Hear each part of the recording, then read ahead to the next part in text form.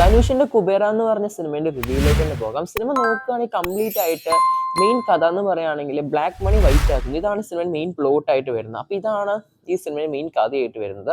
ഇത് 3 മണിക്കൂർ വരുന്നുണ്ട്. ഈ 3 മണിക്കൂറൊക്കെ ഞാൻ അക്സെപ്റ്റ് ചെയ്യുന്നത് കുറച്ച് ലെങ്തി ആയിട്ട് വന്നിട്ടുണ്ട്. 2 മണിക്കൂർ വൃത്തിക്ക് അല്ലെങ്കിൽ 2.5 മണിക്കൂർ കുറച്ചും കൂടി ബെസ്റ്റ് ആയിട്ട് സിനിമ അവസാനിപ്പിക്കുകയായിരുന്നു. പക്ഷേ കുറച്ച് ലെങ്ത് ആയ പോലെ എനിക്കും തോന്നി ചില സമയങ്ങളിൽ.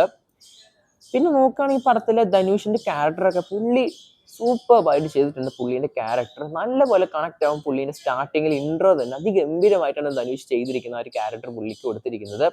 പിന്നെ നോക്കുകയാണെങ്കിൽ നമ്മുടെ നാഗാർജുൻ പുള്ളീൻ്റെ ക്യാരക്ടർ ആണെങ്കിലും ഈ ഒരു പടം മൊത്തത്തിൽ ഇമോഷൻ സീൻസ് അതുപോലെ തന്നെ ഇമോഷണൽ അറ്റാച്ച്മെന്റ് ഓരോ ഓഡിയൻസിലോട്ട് കണക്ട് ആകുമ്പോഴാണ് ഈ സിനിമ കംപ്ലീറ്റ് ആയിട്ട് നല്ലൊരു എൻഗേജിങ് ഫാക്ടർ എടുത്തു വരിക. അപ്പോൾ ഒരു ഇമോഷണൽ അറ്റാച്ച്മെന്റ് ഒന്നും അങ്ങനെ പെട്ടെന്ന് കണക്ട് ചെയ്യാൻ പറ്റാത്തവരാണെങ്കിൽ ഈ സിനിമ കാണാതിരിക്കുക. കാരണം അങ്ങനെ കണക്ട് ആയില്ലെങ്കിൽ ഈ പടം നിങ്ങൾക്ക് ഒന്നും തോന്നത്തില്ല കണ്ടിറങ്ങുമ്പോൾ. കൂടുതൽ ഓഡിയൻസിനും അതാണ് സംഭവിച്ചിരിക്കുന്നത്.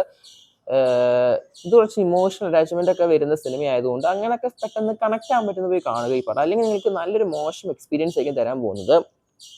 പിന്നെ സിനിമയിൽ വില്ലൻ ക്യാരക്ടർ ഒരു സ്കിഡിലൻ ക്യാരക്ടറാണ് ചെയ്തിരിക്കുന്നത്. പുള്ളിൻ്റെ പേര് എനിക്ക് അറിഞ്ഞു, പക്ഷെ സൂപ്പർബായിട്ട് പുള്ളി ചെയ്തിട്ടുണ്ട്. പുള്ളിൻ്റെ ആറ്റിറ്റ്യൂഡും പിന്നെ ലെവൽ എൻട്രി വാക്ക് എല്ലാതും ഒരു അന്യായ ക്യാരക്ടറാണ് പുള്ളിൻ്റെത്. പുള്ളി സ്ക്രീൻ സ്പേസിലോട്ട് വരുമ്പോൾ വിത്ത് BGM ബാക്ക്ഗ്രൗണ്ട് സ്കോർ അത് ഗംഭീരമായിട്ട് വരുന്നുണ്ട്. പുള്ളിൻ്റെ ആ വില്ലൻ ക്യാരക്ടർ ആ ഡയലോഗ് ആണെങ്കിലും എല്ലാ രീതിയിലും പുള്ളിൻ്റെ ക്യാരക്ടർ. പിന്നെ നോക്കുകയാണെങ്കിൽ പടത്തിൽ ബാക്ക്ഗ്രൗണ്ട് സ്കോർ ഓക്കെ DSP ആണെന്നാണ് ചെയ്തിരിക്കുന്നത്. പുള്ളീൻ്റെ BGM നല്ല BGM തന്നെയാണ് പലയിടങ്ങളിലും പുള്ളി യൂസ് ചെയ്തത്. ഏതോ ഒരു സിനിമയിൽ BGM കയറി വന്നിട്ടുണ്ടായിരുന്നു. ഞാൻ പിന്നെ മൈൻഡിൽ ഓടിച്ചപ്പോഴാണ് കിട്ടിയത്. സഹോ എന്ന് പറഞ്ഞ പ്രഭാസ് സിനിമയിലെ ഒരു ഇന്റർവെൽ BGM എങ്ങാണ്ട് ഇതിലിങ്ങനെ പ്ലേസ് ചെയ്യുന്നുണ്ട് ഇടയ്ക്ക്.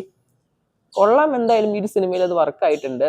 പിന്നെ സിനിമയുടെ ക്ലൈമാക്സ് ഒക്കെ ആണെങ്കിലും കണ്ടിരിക്കാൻ പറ്റിയ നല്ലൊരു ക്ലൈമാക്സ് തന്നെയായിരുന്നു അതൊക്കെ. പിന്നെ രശ്മിക മന്ദനന്റെ റോൾ ഈ സിനിമയിൽ വരുന്നുണ്ട്. ഞാൻ വിചാരിച്ചു പുള്ളിക്കാരി വെറുപ്പിച്ച് കൈ തരുമെന്ന്.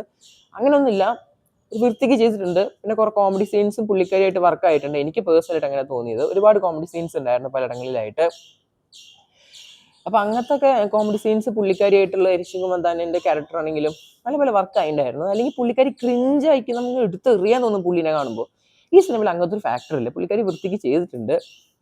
അങ്ങനെ മൊത്തത്തിൽ ഞാൻ പറഞ്ഞാൽ ഇമോഷണൽ സിനിമയാണിത്. ഇമോഷണൽ അറ്റാച്ച്മെന്റ് അതുപോലെ തന്നെ അങ്ങനെ പെട്ടെന്ന് കണക്ട് ആകാൻ പറ്റുന്നവർ ഇപ്പോൾ സിനിമ പോയി കാണുക. അല്ലെങ്കിൽ നിങ്ങൾക്ക് ഈ പടം മോശം എക്സ്പീരിയൻസ് ആയിട്ട് നിങ്ങൾക്ക് സമ്മാനിക്കാൻ പോകും. എന്നാലും എനിക്ക് നല്ലപോലെ വർക്കായിരുന്നു. നല്ലൊരു സിനിമയാണ്. തിയേറ്ററിൽ പോയി എക്സ്പീരിയൻസ് ചെയ്യുക. നിങ്ങൾ അഭിപ്രായം കമന്റ് ബോക്സിൽ രേഖപ്പെടുത്തുക.